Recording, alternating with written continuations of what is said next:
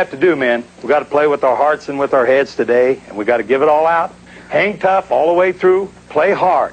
Hey, and no matter what happens, just keep coming after them. Keep coming after them. Always on the rise. Always on the rise, and we'll get them in the end. All right, guys, now big thing, poise under pressure. The whole game, 60 minutes of pressure, but on both sides, not just the Eagles. That's right. We keep the pressure on them. They'll be doing the same to us.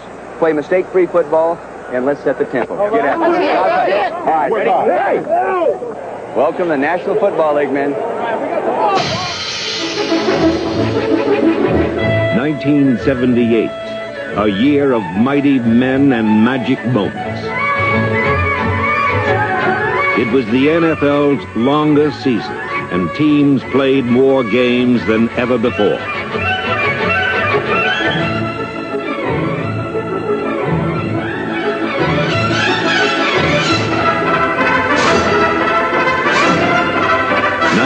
'78 was the most competitive season ever. Division races were tighter, no longer dominated by a single team. What used to be a game of Monopoly became a genuine scramble instead.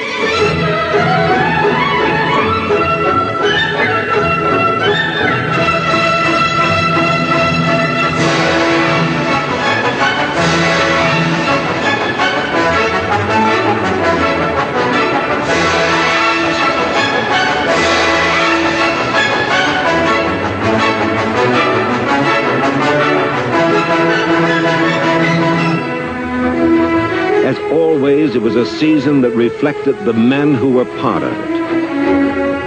Men of action and men of thought.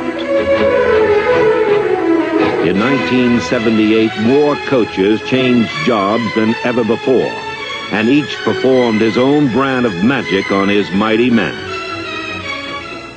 What we need right now, men, is what I talked to you about many times during the course of the year. We're backed up a little bit. We just need to flush it all out. We just need to flush it all out. So let's just go out there today and just have fun. Listen, we can throw all day long now. All we got to do is and we can run too. We got to score a lot of points. That's what we got to do. Here we got to get him now. But God, how's the time to get flushed out, you know? Choke their right off. And I backfield Miller and Greg Pruitt. Greg Pruitt gets a block from Cleophas Miller. He's at the 45, the 50, the far sideline, the 45, the 40 cuts back inside. Breaks tackles along the way, the 30-yard line.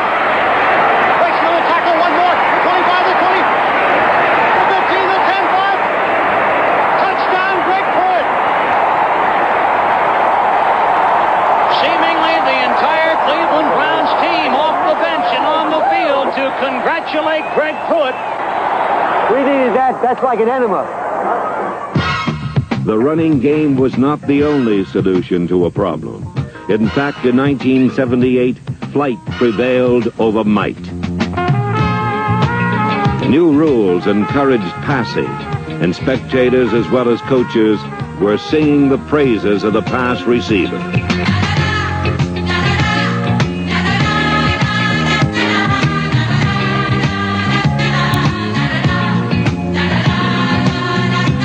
Receivers were given more freedom while running their patterns, enabling them to concentrate completely on catching the ball.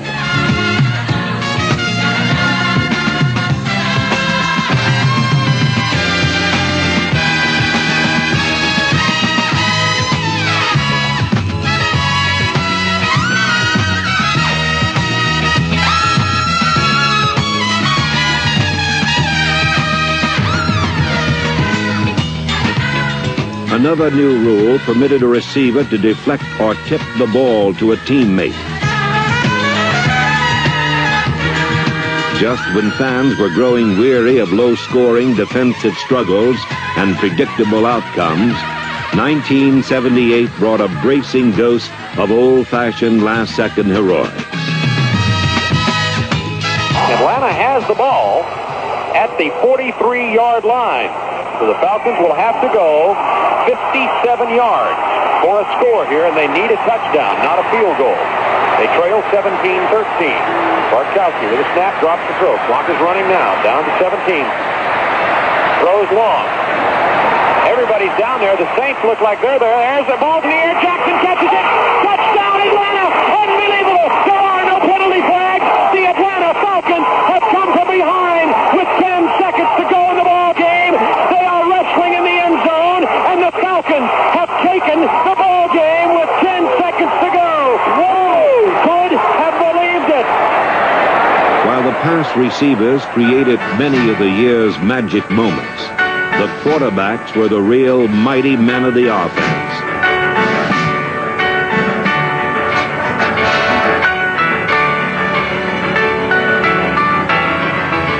They were the fighting generals who dominated Sunday's battles.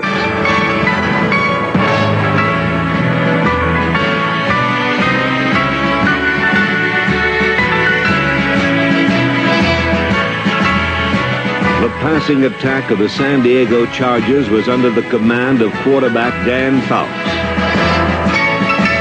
Fouts, number 14, had the most successful season of his 6-year career. And because of him, the Chargers gained more yards passing than any team in the NFL.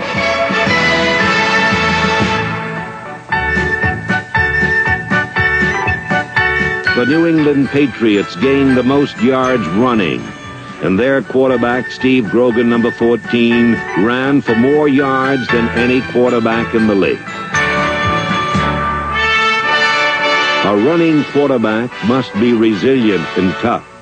Grogan is, and he led the Patriots to their first division title in 15 years. While Grogan is a durable quarterback, Dan Pastorini, number 7, is an inspirational one.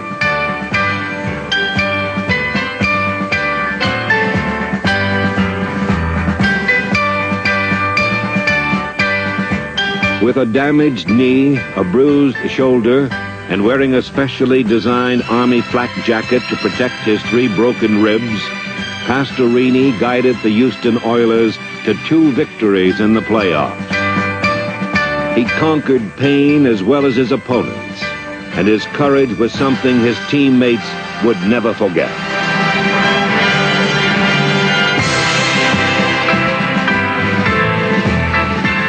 When Roger Staubach was a midshipman at the Naval Academy, he set passing records that have never been equaled. Now, in his 10th year with the Dallas Cowboys, he was this season's top-rated passer. With Staubach at the helm, Dallas led the league in scoring and sailed into the Super Bowl for the 2nd straight year. In 1978, yards were gained and points were scored at a record rate as quarterbacks everywhere put the ball in the air more often than ever before.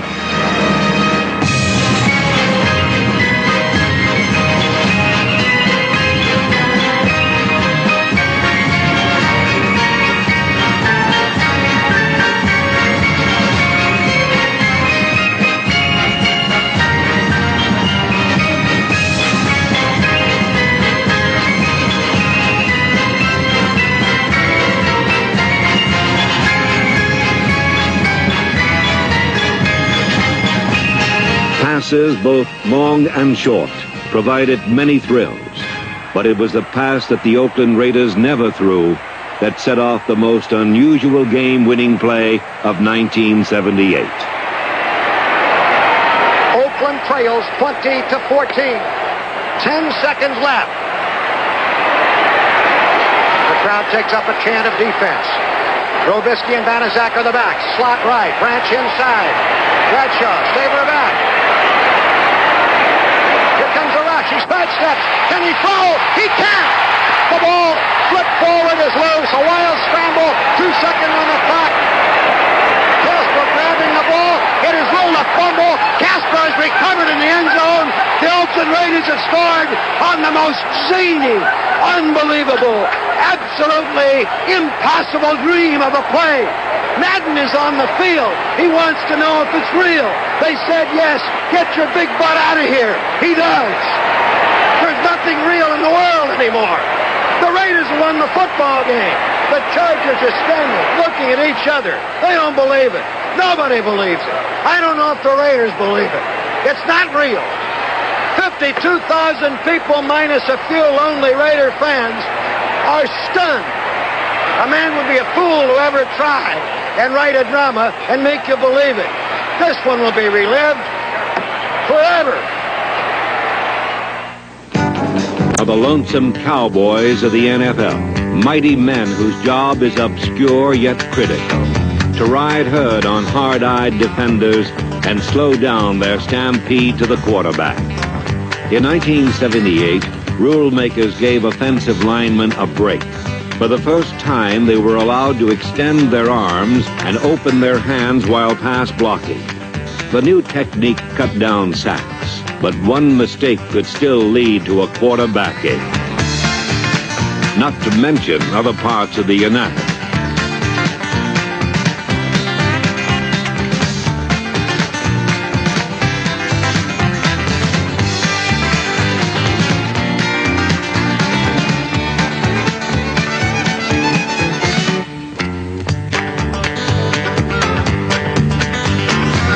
Despite the rule change, Rushman still held the advantage.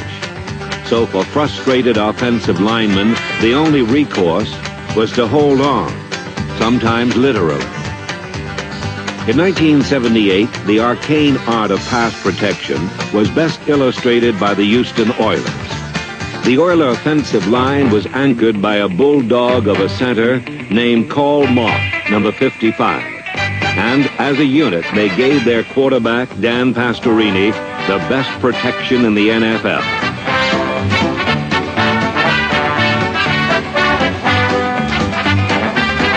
The quarterback.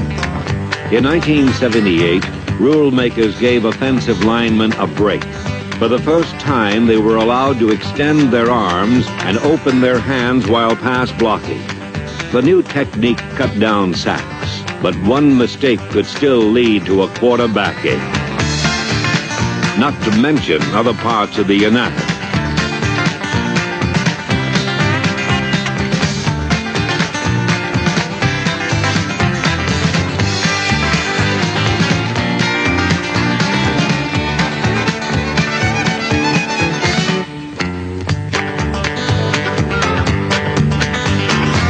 Despite the rule change, Rushman still held the advantage. So for frustrated offensive linemen, the only recourse was to hold on, sometimes literally. In 1978, the arcane art of pass protection was best illustrated by the Houston Oilers. The Oiler offensive line was anchored by a bulldog of a center named Karl Moth, number 55. And as a unit, they gave their quarterback, Dan Pastorini, the best protection in the NFL.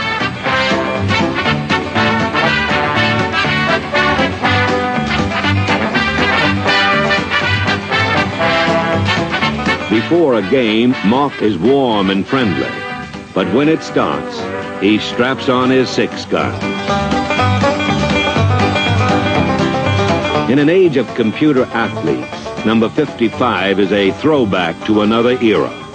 I told my brother, who's a priest, that, I should have been born in the days of the Wild West, back in the 1800s, where you had an argument with a guy, you just went up and, you punched him out or he punched you out, you had a big fight, and whoever emerged the winner, he won the argument. Come on now, we got to take it down there and score. Let's go. Don't run sideways, hit it up in there. Just soon talk to a man to man, and if there's a disagreement, fight it out. It's like in the old days.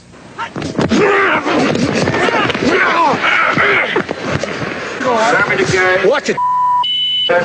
It's a street fight. It's a 60-minute street fight on Sunday afternoon. That's what it is. And anybody thinks it's any different, they can put the pads on and the helmet on, and they come out there and they can find out.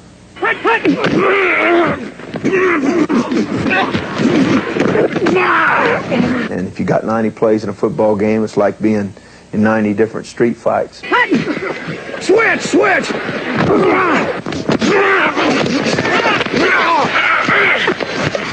It's almost like the time that the guy lifts a car off his baby boy, It's that kind of adrenaline you got to have going, but it's got to be controlled. You got to know what you're trying to get done, even though you have this controlled rage. Come on, let's go! We ain't won nothing yet. Let's go! He scored! He scored! He's got it! He scored! Led by Mock's offensive line and head coach Bum Phillips, the Houston Oilers opened the 1978 season as a long-shot contender for a playoff berth. Didn't make any difference whether it was the first quarter or the fourth quarter. I told you we was going to win it, and we won it. Damn good job. Early success and confidence soaring, and a new star blossomed in Texas. A little bit. And you know, quarterback is in the other one, number 34, baby. Number 34 was Earl Campbell. His teammates called him Rose. Earl Campbell roared out of Tyler, Texas, already a Lone Star legend. Few expected the Heisman Award winner from the University of Texas to turn Houston around in his rookie year. But soon it was obvious that this was no ordinary rookie.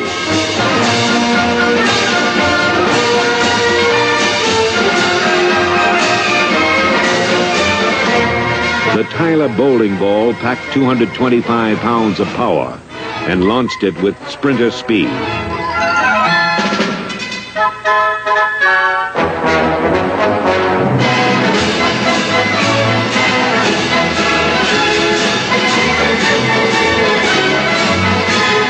Campbell was a superstar with a unique trait, humility. Rose was content to be just part of the team. I guess I'm blessed and lucky. I live in Texas, so I get to play pro ball in Texas. You know, we work hard, but when we're not playing football, you know, we have a good time. So I had the impression that it was all working and play. Campbell's style fit the Oilers nicely.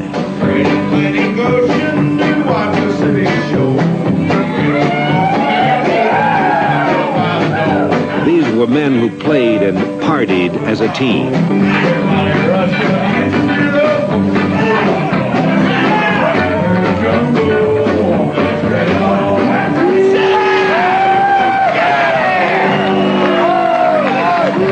By November, the Oilers were ready to make their move. On a Monday night against Miami, Houston showed the nation what Texans already knew.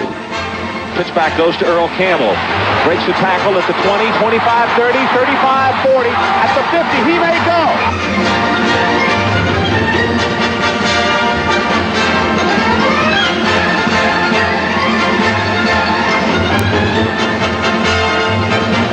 Miami fell 35-30, and the Oiler Express thundered toward the playoffs.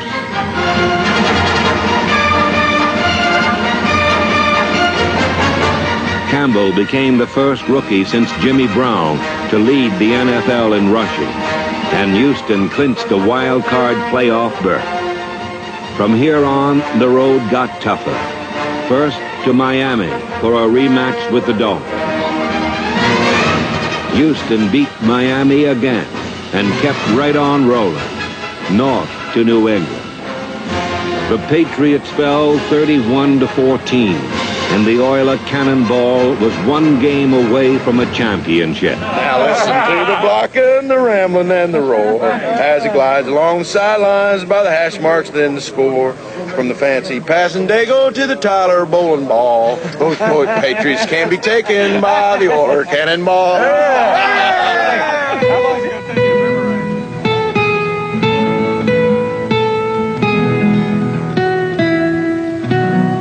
On a somber Pittsburgh Sunday, Oiler dreams were laid to rest.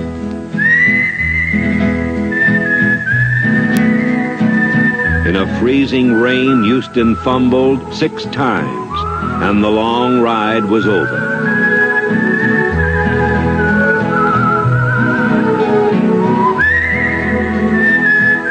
The old Bulldog had a tough time putting it all into perspective.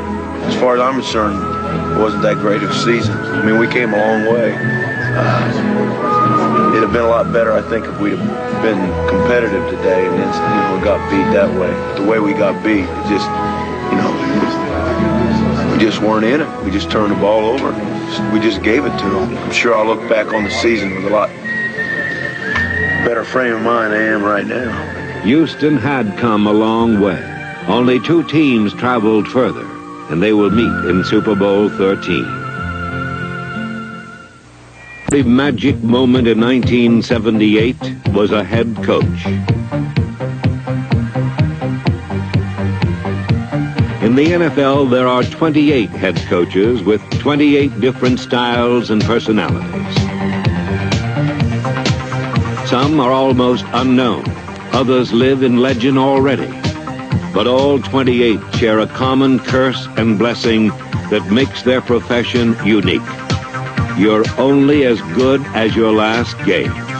Even in victory, there is little time to celebrate.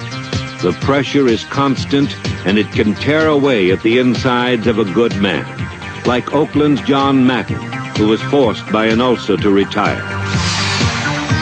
1978 was filled with stories of glory and sorrow for head coaches. Don Coryell took over the struggling San Diego Chargers at mid-season and led them to their best record in 10 years. John McVay's New York Giants faded after a bright beginning, and by the season's end, McVay had lost his job. Still, for every head coach, the challenge of game day was irresistible. All right! Woo-hoo! Here we go! Here we go! Get after him! We got to get on him all the way through now. All the way through. Got to get on him. Got to get on him. Keep it going. Keep it going. One thing I did want to ask about, that tunnel creates quite a wind. Tunnels, just so long as it's the same way, whoever has the ball, I don't care. But I know places where they close the tunnel when one team has it and open the gate when another team has it. Here we go now. Every man get a man, every good man get 2. Watch Newsom. Red. High above the field in the press box, assistant coaches evaluate the game from a different perspective and send coded messages to the sideline. Double sponge move or Y-in or anything from slot on the fielder, the guy who's really hanging outside him and off. On this play right here, go Brown right nasty, okay? You know, we might be better off running the ball here. All right. Brown right nasty, slant 135. Tell Dave to go deep in the corner and Greg to go over the goal line. All right, run past 37, power O, wing go. Double up left 28 solid. Double up left 28 solid. Shift 3, wing fly, right 35 ISO. Leave it on. We might as well run it. Yep. Let's run the Bummerooski. Huh? Run the Bummerooski. Bummerooski. Tight line. What we got to run, I'm telling you, it sounds crazy, is an 888. Deep down the middle and hope we get a pass interference. Don't you think? After all the strategy is dispensed, the play still must be run, and anything can happen. 2D, socks out. 2D, socks out. We missed it. We missed the pickup.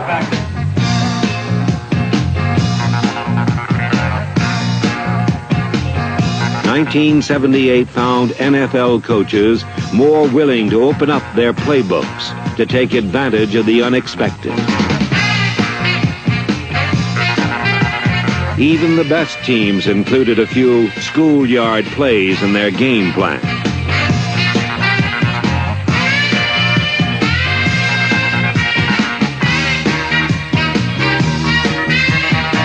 Here's Bradshaw giving the ball to Blyer. Blyer reverses it to Swan.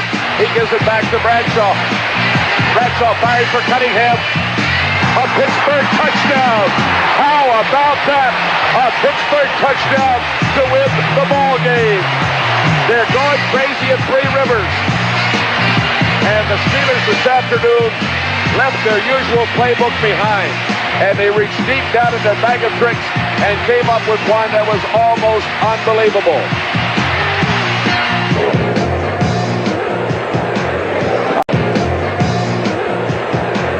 All right, I want a firm 853 fast. As options increased, communications became more complex.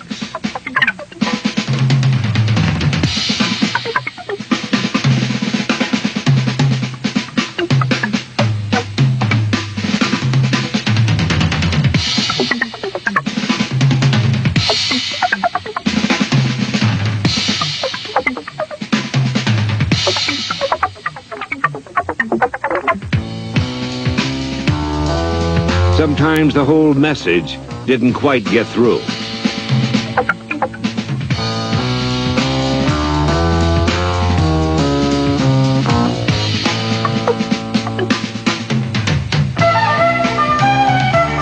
More often, it was faulty execution that led a play down the path to disaster.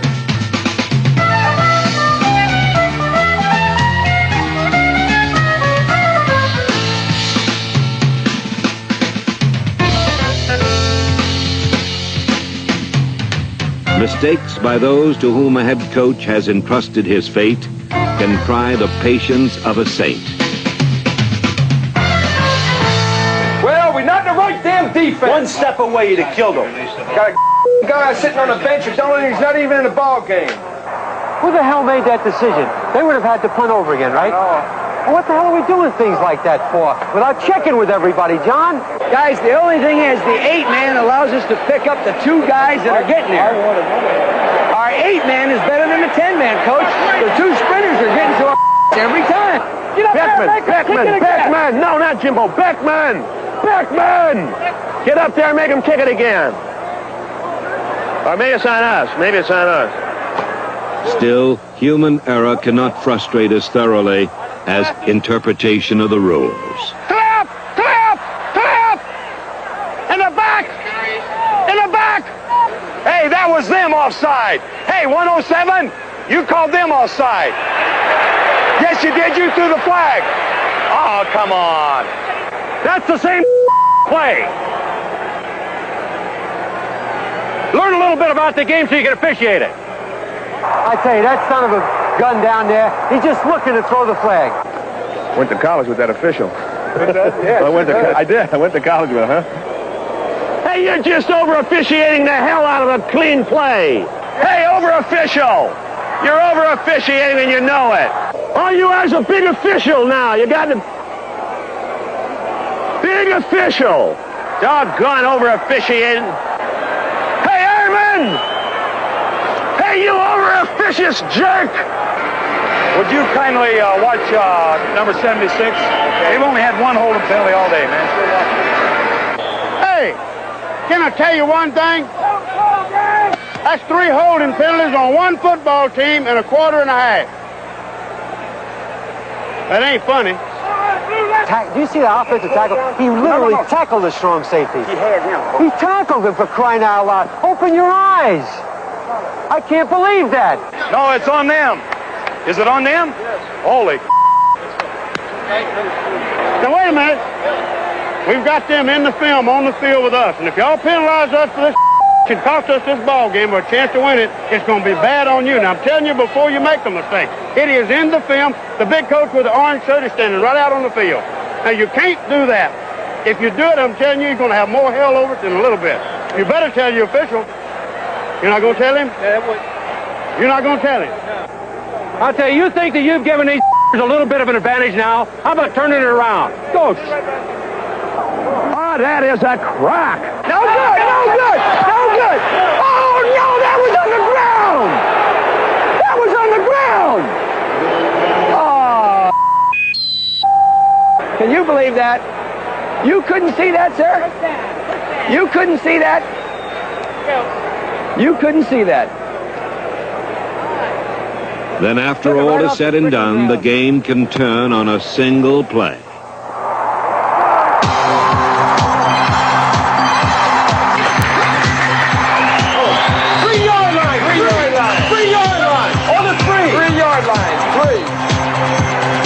Hey, Jimmy, wait a minute. Then run it down to 3 seconds. Then we'll kick the field goal. Right. 28-26 Minnesota, 3 seconds to go. Zorn will spot it at the 10. Straightaway shot for Herrera. Snap, spot, it's on the way. Goal!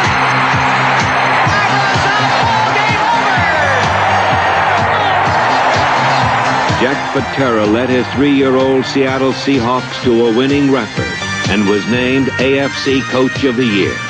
1978 had more than its share of magic and misery. Chuck Fairbanks became entangled in a legal battle and ended the year in limbo, halfway between Colorado and New England.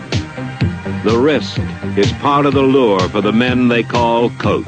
Now the day is done, you're on your own, feeling easy, heading home, make it Buick. Football's biggest irony is that a team can prepare for an entire week, perform for 59 minutes on game day in an intense and bitter battle, only to have the least physical, least involved player determine the outcome of the contest.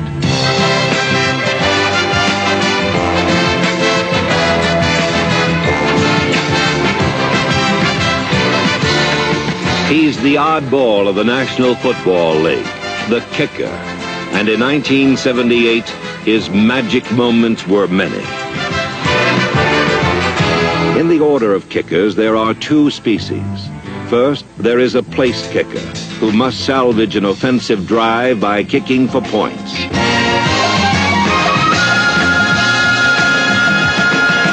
Second, there's the punter, a strategist who kicks for field position.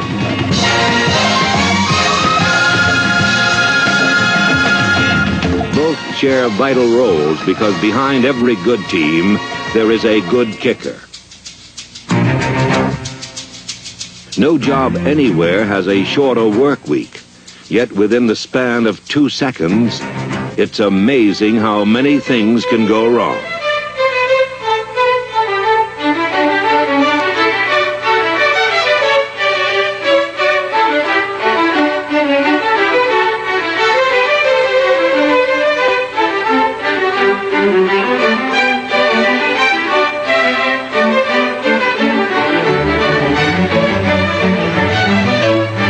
Athletic talent is not a prerequisite among kicking specialists, making them the easiest to fault.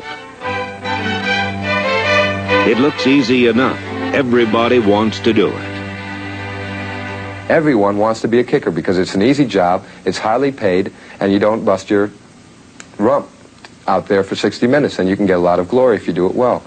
But we're out there possibly deciding the fate of 44 other men.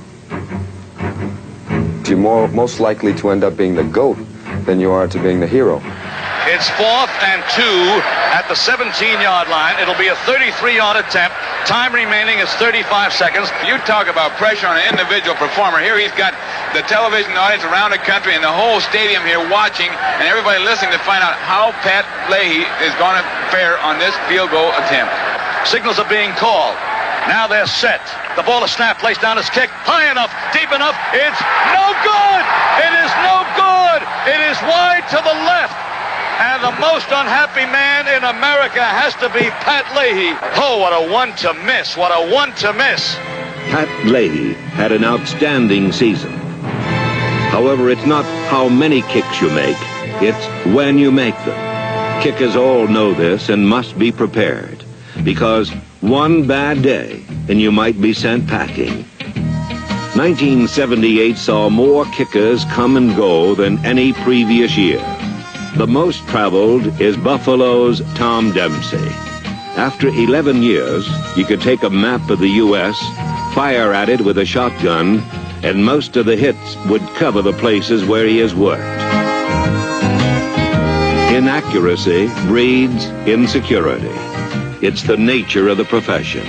But in the case of Efren Herrera, an all-pro place kicker with Dallas in 1977, it was a request for a pay raise that got him exiled to Seattle. As a Seahawk, his success continued and he won 2 games. Yet consistency in kickers is like the wind. It comes and goes. In 1977, the Raiders' Earl Mann led the entire NFL in scoring. In 1978, he missed numerous field goals, and 2 losses resulted from his missed extra points. But no team in football felt the impact of a kicker more in 1978 than the Atlanta Falcons. After 5 games, Atlanta had won only 2, due in a large part to sporadic place kicking. No one could have guessed that these boys from Dixie were but a field goal kicker away from the playoffs. A search for a new specialist sent head coach Lehman Bennett window shopping and brought him to a bar in Philadelphia. Tim Mazzetti was an outcast place kicker turned bartender, and when he joined the Falcons, he supplied the deciding points in 5 of the 7 games Atlanta won after his arrival. Mazzetti will kick from the right hash mark. They're set at the line of scrimmage. Here is the snap. Ball is down. Kick is up. Got the distance. Good. It's good! And the Falcons move toward the playoff. Tim Mazzetti brought Atlanta into their first playoff appearance in 13 years and sent the Falcons marching home a winner. The game would follow a season-long Falcon script. It would be a fiercely fought defensive showdown that would culminate in a pressure-packed place kick by the former bartender.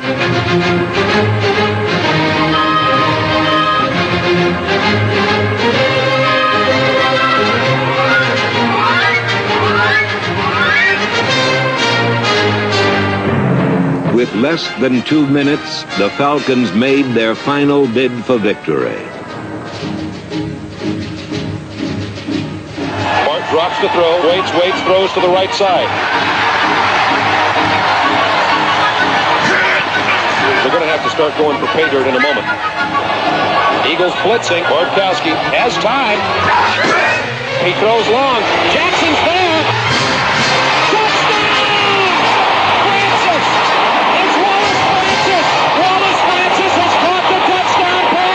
It's 13-13. Mazzetti for the point after, and it's a big one, folks.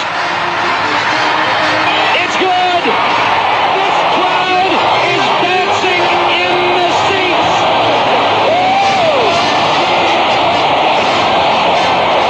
For the Atlanta Falcons, it was a kicker who proved to be the mightiest of men during a season with enough magic moments to last a lifetime.